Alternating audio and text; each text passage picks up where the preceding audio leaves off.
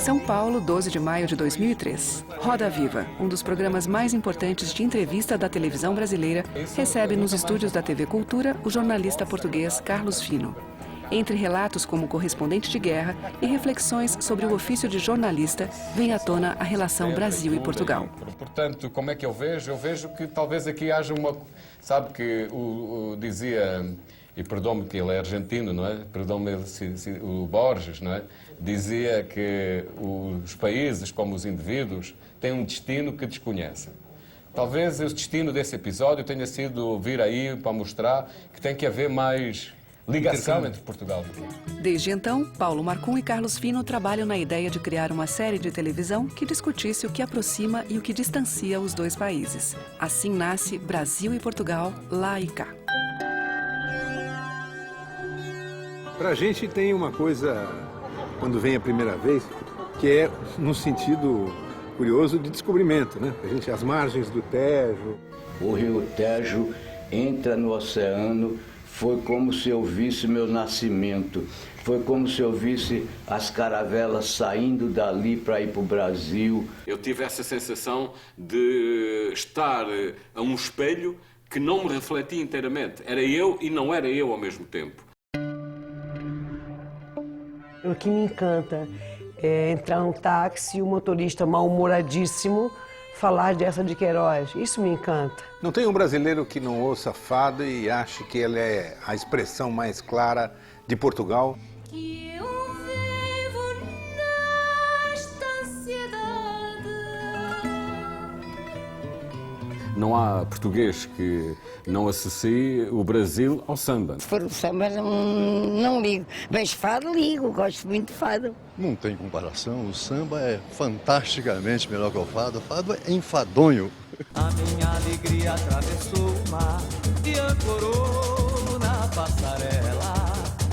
Há quem diga que se os holandeses tivessem colonizado o Brasil seria melhor. Seria melhor. Eu queria ver como é que vocês iam cantar a Garota de Ipanema em holandês com aquela língua cultural, pá. Olha que coisa mais linda, mais cheia de graça.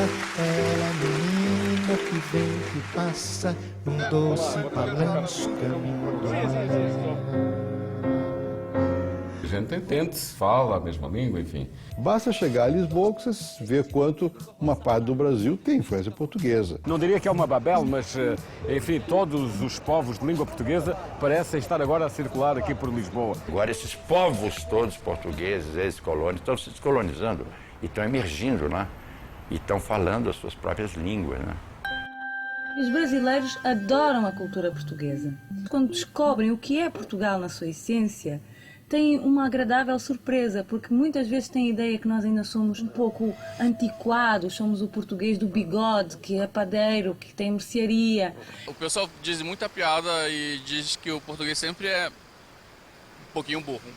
Então, quem trouxe a piada de português para o Brasil foram os portugueses. É incrível isso. Vocês nunca mais acabam de matar o pai. Se você quer botar a gente no divã psicanalítico... Puxa por uma navalha e... Quantas facadas mais? Não demos facada nenhuma, mas ele tem, isso é freudiano.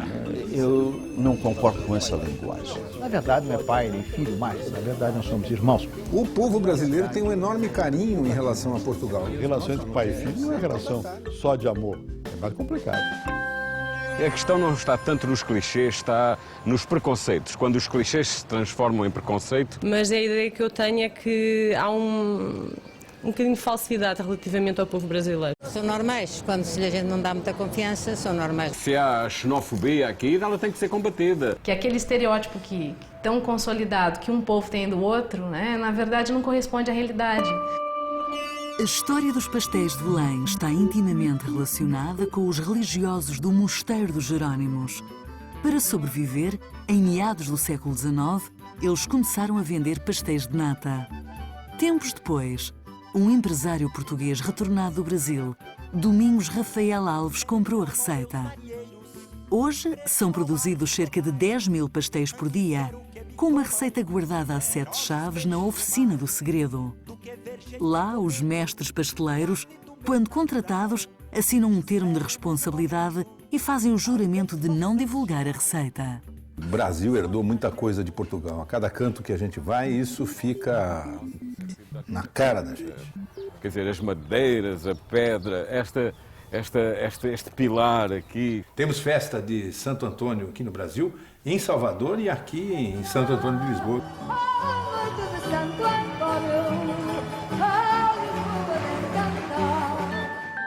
O primeiro movimento de globalização do planeta, da economia planetária, foi esse movimento das grandes navegações, né? Portugal foi quem uniu os pontos separados que havia no mundo. Quanto mais globalizado, mais importante é essa característica própria de cada um, não é? Se, por exemplo, um brasileiro vier a Portugal e for ao Rossio comer um hambúrguer, não se vai lembrar disso. Mas se for ao Rossio beber uma ginginha, provavelmente vai se lembrar disso. É o caos, é a mutação. Voltar atrás, pisar, dar um passo em frente, manipular os olhos de outra geração. Terá que ser, vai ter que ser a evolução, pois é. Não é. Essas primeiras viagens onde se ficava 70, 90 dias em mar foram obras fabulosas. E eu só comecei a entender isso quando comecei a navegar. Mesmo nos lugares onde há dificuldade, o que eu vejo é que muita gente procura sair por cima, dar a volta, não é? Nascido em 1914, Valentino dos Santos Diniz, ou simplesmente Seu Santos para os seus mais de 60 mil funcionários, sempre foi um insatisfeito e um adepto da mudança.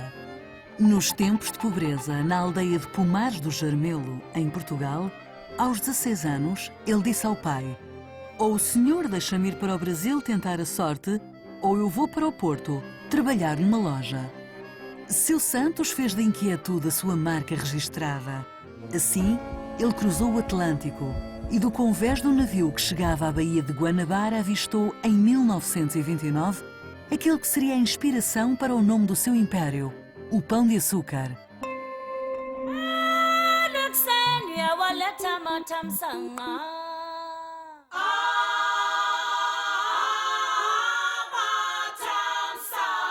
Temos que deixar de pensar em Portugal e nas ex-colónias como colonizador e ex-colónias. Para Portugal se desenvolver, precisava-se libertar das teias do Império. O povo é quem mais ordena,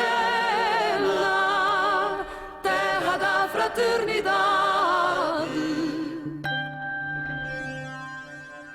Tudo foi muito bem pensado. E é isso que eu admiro na colonização portuguesa no Brasil. Seu livro fala numa corte corrupta, num príncipe medroso, numa rainha louca, e ainda assim eles enganaram Napoleão? É verdade. Esse soberano consegue fazer uma grande transformação na história de Portugal e do Brasil ao fugir de Napoleão. É daí que vem a expressão ficar a ver navios.